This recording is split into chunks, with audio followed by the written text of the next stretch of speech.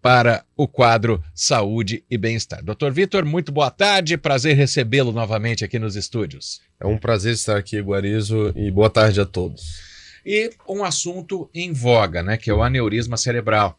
Essa semana um fisiculturista alemão, né, novo, né, ele tinha 30 anos, né, Exato. E ele morreu por causa do aneurisma cerebral. E a gente já ouviu em outros casos, né, de pessoas que não são conhecidas, que às vezes, né, o aneurisma ele é fatal. Então eu queria que você explicasse para a gente primeiro o que é o aneurisma, o que causa.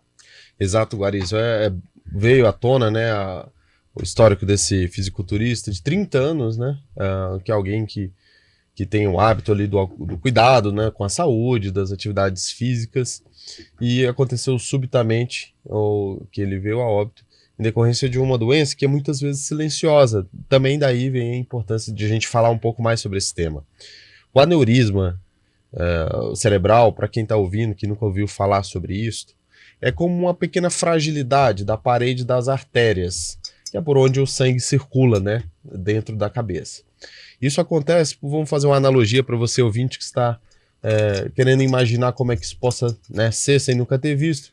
Vamos imaginar que seja como uma bexiga, né, uma parede da artéria que, à medida com o passar do tempo, com alguns fatores, ela vai se dilatando e isso vai fazendo com que essa parede se torne mais frágil.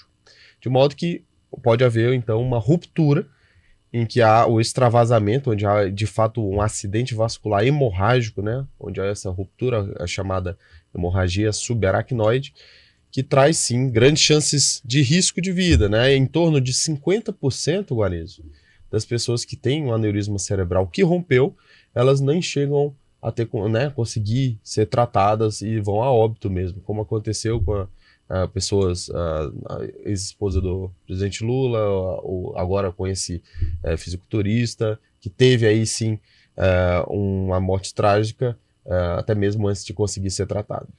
E no caso tem alguma predisposição? Existe algo que pode piorar? Por exemplo, no caso do fisiculturista, né, para ter aquele corpo, ele tomava alguns suplementos, né, tomava algo além da alimentação normal. Isso tem alguma influência, doutor?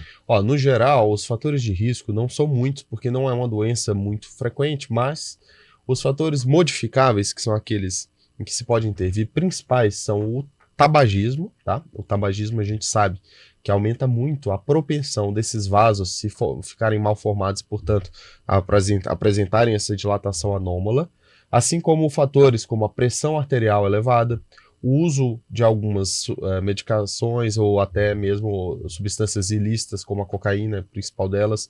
A partir de uma certa idade, a diminuição de alguns hormônios naturais que nós temos no corpo, principalmente nas mulheres acima de 50 anos, isso aumenta a chance. Então, de modo geral, os principais fatores de risco que podem, né, gerar esse tipo de problema são o tabagismo e a hipertensão. Fatores outros são menos frequentes, como histórico familiar, ou seja, em algumas famílias, de fato, são mais propensas por questões hereditárias de você ter um aneurisma. Para você ter uma ideia, algo em torno de 10% apenas dos aneurismas são em decorrência dessa hereditariedade. O restante todos são os outros fatores de risco. E fatores menos comuns, como até uma infecção, um trauma, né? Ou até acidentes que eventualmente batam a cabeça, podem causar ali uma fragilidade das artérias, e algumas doenças que enfraquecem os tecidos, né? Que é o que a gente chama as doenças do colágeno, já que todas as artérias também são compostas por isso. Se há um problema relacionado, você pode ter sim uma fragilidade. Doutor, e ainda para a gente falar, né, já que ela é muito rápida, né, o aneurisma é muito rápido, assim como um AVC, ele não avisa quando vem, né? Então, existe alguma maneira possível de se... Como é que a gente fala? De se prevenir? Exato, essa é uma pergunta das mais frequentes no consultório, porque uma das coisas que se associa muito à possibilidade do aneurisma é a dor de cabeça, que é um sintoma muito frequente, né? E para você, ouvinte, que tem dor de cabeça ou que já teve, como que a gente faz para diferenciar isso, né? Então, a primeira informação que é importante citar é que o aneurisma, na grande maioria das vezes, até que ele venha a ser um problema, ou seja, que ele rompa, ele não costuma dar sintomas, tá certo? Então, Apenas uma minoria dos casos, em situações específicas em que o aneurisma é muito grande, começa ali a apertar, comprimir as estruturas do cérebro, como alguns nervos responsáveis pela movimentação dos olhos, pode causar ali um desvio ocular, ou mesmo ali um pouco antes de romper, quando o aneurisma ele cresce subitamente, ele pode gerar uma dor de cabeça, né? Ali alguns dias antes, que é o que a gente chama cefaleia sentinela, mas vamos, para ser mais objetivo, costuma ser assintomático, ou seja, na maioria das vezes essas dores de cabeça de você, se um ouvinte tem uma dor de cabeça recorrente, que vem sempre, é algo que não mudou nenhum tipo de padrão, né? Normalmente essa não é uma dor de cabeça relacionada ao aneurisma. E para prevenção, o importante é fazer para aqueles que têm um histórico familiar, né, ou seja, principalmente familiares de primeiro grau, irmãos, pais e irmãos com histórico de aneurisma, merecem sim fazer uma triagem através de exames de imagem, que são basicamente a tomografia e angiotomografia e a ressonância e angiorressonância. Em alguns outros casos, quando são aneurismas não tão bem visualizados, a gente pode até usar a arteriografia, a angiografia, né? São exames de imagem que conseguem identificar. Isso está recomendado principalmente para aqueles que têm histórico dentro da família. Mas, como nós falamos, é a minoria dos casos.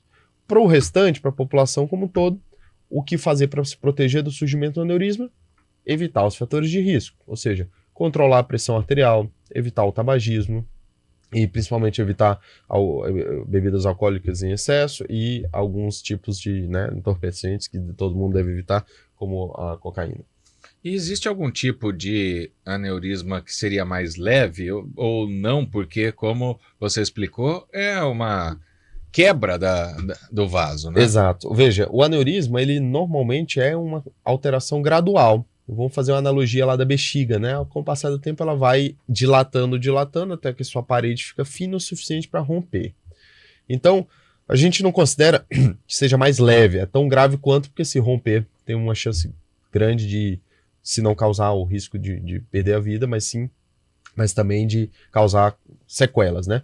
O que a gente fala é que tem aneurismas mais propensos a romper. Portanto, a importância muito grande é, primeiro, de diagnosticá-lo, antes de acontecer qualquer infortúnio como uma ruptura, e também acompanhar, porque do ponto de vista técnico, aqui na nossa análise técnica, tem critérios de um risco maior de ruptura e outros nem tanto. Então, para os aneurismas cujo risco de tratar, seja ele com cirurgia ou com a embolização, o stent, você tiver mais chance de causar um dano do que a chance desse mesmo aneurisma sozinho romper, normalmente se acompanha.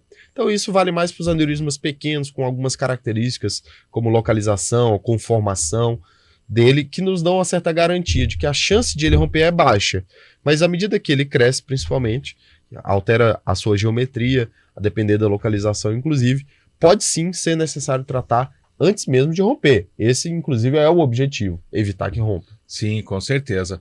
Nosso ouvinte, final do telefone 0822, eu acho que ele pegou a sua explicação pela metade, assim, pegou no meio da nossa conversa, doutor Vitor, e ele pergunta o seguinte, né, porque você explicou isso de alguma maneira, que geralmente é silencioso, mas no caso dele, quero saber se o aneurisma apresenta algum sintoma do tipo dor, que você chegou a falar que pode ser a dor de cabeça, porque toda vez que eu tenho enxaqueca, fico imaginando inúmeras possibilidades em virtude de ser uma dor pulsante. Exatamente, essa é uma das características que, para todos aqui ouvintes, é uma das características que fazem, inclusive, parte dos critérios dos diagnósticos de uma enxaqueca.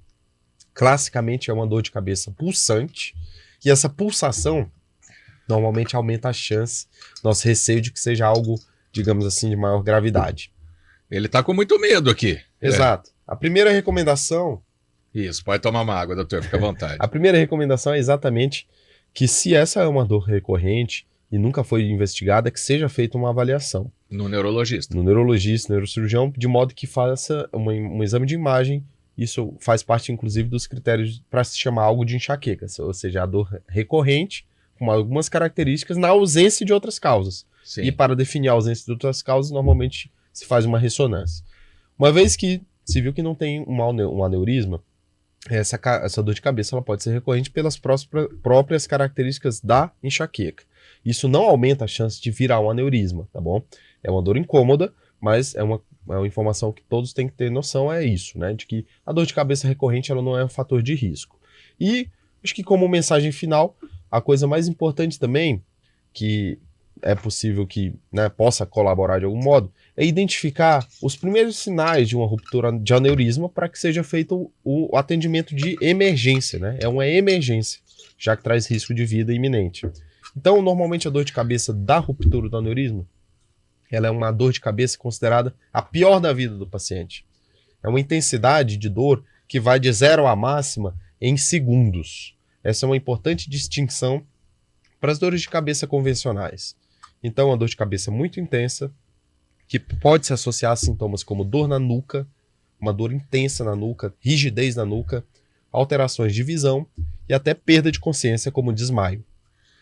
Bom, para Mara, que fez uma pergunta sobre um outro tipo, né? A gente vai deixar para a semana que vem. Ao Luiz também, perguntando sobre AVC. A gente vai perguntar a semana que vem, porque infelizmente o nosso tempo aqui já se esgotou. Quero agradecer ao Dr. Vitor Vasconcelos, que é neurocirurgião e cirurgião de coluna do Hospital Madre Teodora Américas, que volta na próxima quinta-feira com mais um quadro Saúde e Bem-Estar. Prometo que o Dr. Vitor vai responder ao Luiz sobre AVC e vai responder sobre os arcos costais da Mara, né? Sobre as dores crônicas que ela tem nas costas. A semana que vem a gente fala disso. Obrigado pela presença, Dr. Vitor. Um abraço. Estar aqui e uma boa tarde a todos. Vamos para o intervalo.